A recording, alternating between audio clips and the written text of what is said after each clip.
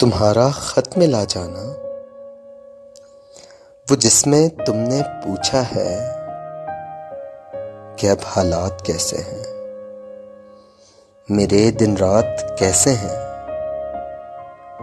मेहरबानी तुम्हारी है कि तुमने इस तरह मुझसे मेरे हालात पूछे हैं, मेरे दिन रात पूछे हैं।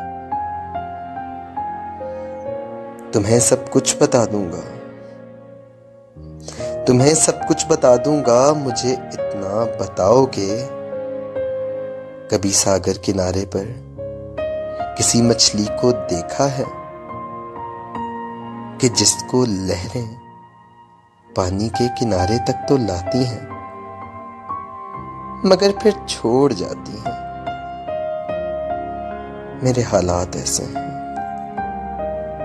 मेरे दिन रात ऐसे हैं।